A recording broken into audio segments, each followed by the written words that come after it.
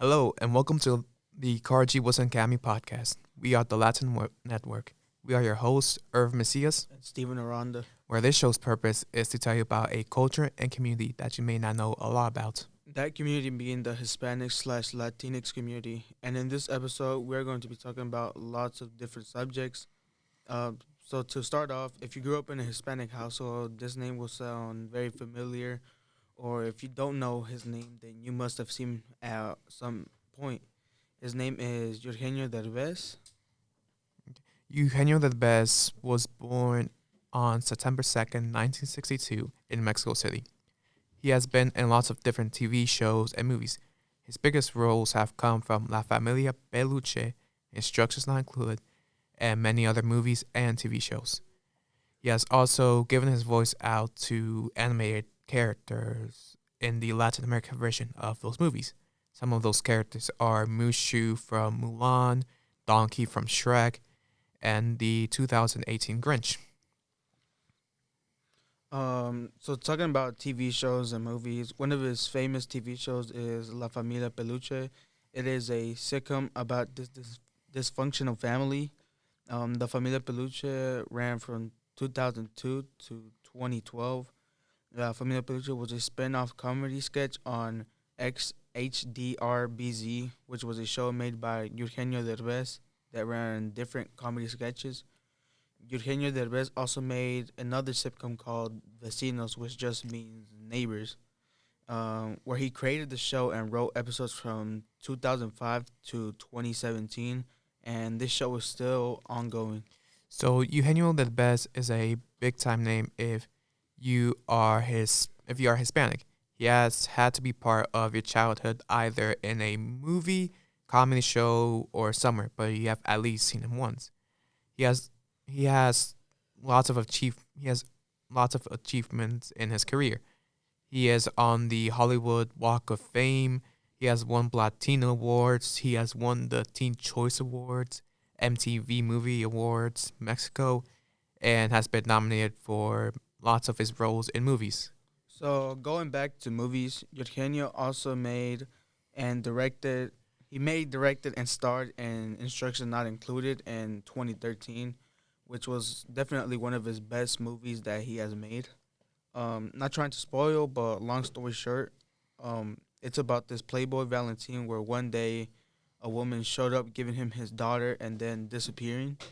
Valentine then leaves Mexico and goes to Los Angeles to find the birth mother, but he ends up caring more about his daughter and just simply raises her. So the movie does a good job on showing why immigrants come to the United States. It's to find work to support their families back in Mexico, to find new opportunities, or to get away from current dangers where they're from. The movie also does a good job on showing how far a parent is willing to go for the child, whether it be jumping off 13 stories to save their kid from drowning, or going to court to fight for custody.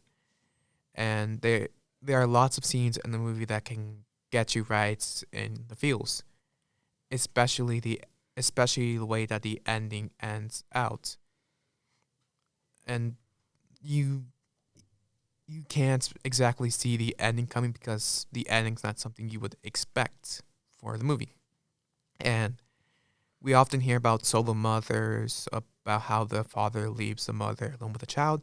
But in this case, the story is about a mother leaving the father with the child, which is something we don't really hear a lot about. Because most of the times it's just basically solo mothers all the time. Yeah. And this movie does a good job on showing what it's like to be a parent and an immigrant in a new country where the parent doesn't know English or the language of the main country. And it shows how difficult it can be, not knowing the language in a new country while having to raise the child and work just to support the child. And it also shows what it's like being the child of an immigrant, where most of the time they have to take the role of being the translator, which sometimes they have to do it, and it's Um, not really a choice anymore. yeah. So the movie also does a good job showing someone conquering their fears, as they said, falling off like 13 stories. Like, yeah, good job of conquering the fear of being a parent, fear of the unknown, Yeah, and yeah. lots of different fears. And Eugenio, also going back to earlier about Eugenio the Best's voice acting career, he has also had a small role in The Book of Life, which is, in my opinion, one of the best movies, even if it didn't do as well as some of the best movies. So The Book of Life starts off with delinquent kids going to the museum, and the museum's curator leads the kids off to a secret part of the museum. And in the secret part of the museum is the Book of Life, which has all the stories of the world, both real and non-real. One of these stories is the story of Manolo, Joaquin, and Maria. Manolo and Joaquin are both in love with Maria, and two major deities make a wager on who will marry Maria first. Mhm. Also, the story is easy to follow, and anyone could watch it. The visuals do a good job of showing that the characters are wooden figures. It's very good attention to details. Lots of the characters go through their own arcs. For example, Manolo learns to follow his heart instead of doing what others want him to do. So just staying in his own lane and doing his own thing. Also, Manolo's dad realizes he wasn't the best dad and decides to change. So just want to be a better person. And last one is Joaquin stops faking his courage. So he's as well just being himself. Yeah, so some lessons in the movie are explicitly told to us, like, write your own story, follow your heart, true love never ends. But there is one lesson that is told in a singular line that really resonates with me. Dying is easy, but it takes courage to live. Anyways, so the movie covers lots of popular songs like Creep by Radiohead, I Will Wait by Mumford& Sons, Can't Help Falling in Love by Elvis Presley, and it also took a song that wasn't exactly popular and made it work. The song is called No Matter Where You Are by Us a Duo. And the covers are actually done by the voice actors themselves, and the covers are really good. I would recommend listening to them. And for the movie, they also wrote their own original songs for the movies. Two of them being I Love You Too Much and the Apology Song, which you might have heard on TikTok a couple months ago. And they take little bits of the instrumentals and place them all throughout the film. The movie also makes a heavy subject like death into something less scary by showing that there is life after death. The way that it is done is accurate to Mexican culture. We do have ofrendas that we put up during Day of the Dead, where we put up pictures of loved ones who have passed away and leave food on the ofrenda. Day of the Dead is usually on November 1st, but depending on where you're from, it can be from October 31st to November the 1st, or November 1st to the 2nd, or just November the 1st. It just all depends where you're from, and they all differently do it. And speaking of Day of the Dead, around 4 or 5 years ago, I went to visit my family in Mexico during Day of the Dead. So my uncle set up an ofrenda for his grandma, and he set out this area specifically for a friend. He set out a table, put pictures of flowers, candles, and he set out two bowls. One with fresh fruit, and the other one with this special bread we make specifically for Day of the Dead called Pan de Muerto. And my uncle told me that we can't eat the food on the ofrenda until after November 3rd.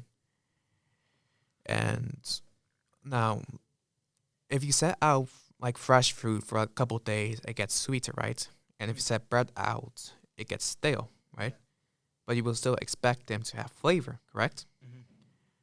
When we ate the fruits, it tasted blank. No flavor, didn't taste sweeter, didn't taste rotten, just blank. The bread didn't go stale. It tasted blank. And you might think you would think that the bread would taste stale or something. No, we got two separate batches made by the same bakery. One for us to eat and one for the ofrenda. No flavor. When I asked my uncle why did it have no taste? It's because he said that the spirits of the people who have passed away can't eat food. So instead, they just take the taste of the food and leaving behind the actual food itself. So it makes it like a little bit creepy. Yeah, which he also told me a little ghost story, or folk story in this case. So if you don't really like hearing about ghosts or the supernatural, then you can skip ahead to the time stamp we have set up. So a few years ago, well, my uncle, the story he told me was he knew this couple, early 30s, like late 30s, early 40s. So they were getting up there, but they were still pretty healthy. So a day before Day of the Dead, the wife went to their backyard and dug out a hole, filled it with water and salt. The husband asked, "Hey, why did you dig a hole and fill it with water?" The wife said, "Oh, it's because whenever there's the spirits of the dead go to visit their families, they get thirsty. So it's for them." Mhm. The husband said, "Why do that? Ghosts don't exist, spirits don't exist. That's stupid." The wife just said, "Be careful what you say." And she left it at that.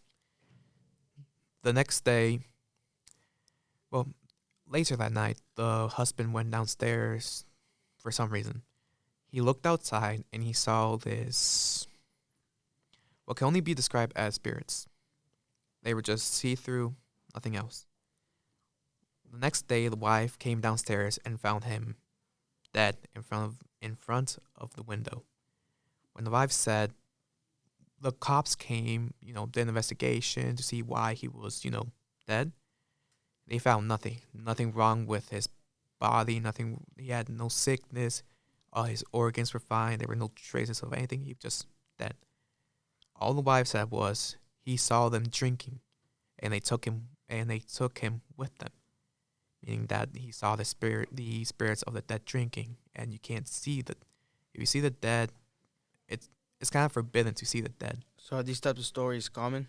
Yeah, they're pretty common. Some of the more famous, there are like lots of different ghost stories for different occasions, like don't go out late at night or La Llorona will get you, or if you don't go to sleep, the boogeyman will get you. But in Spanish, it's El Coco. Yeah. I think something else that's notable or like familiar to this is like folk stories or like myths. I've heard some like usually it's probably all around. Like if you walk outside, so sooner after you shower, you'll get sick. Or if you get hurt, like when you're a little kid and you get hurt, we usually say like a little song called Sana Sana Colita de Rana, si no sana hoy, sanará mañana, which the direct translation is heal, heal, frog's tail. If it doesn't heal today, it will heal tomorrow. Or if you don't behave, the coco will get you. Yeah, which is the Spanish version of if you don't behave, that man over there will take you, which we have all heard at some point.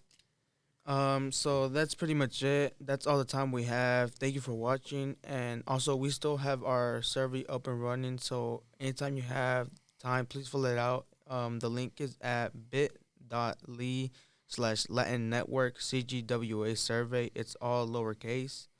And yeah. So we are the Latin Network. It's been a pleasure talking to all of you, and see you next time. See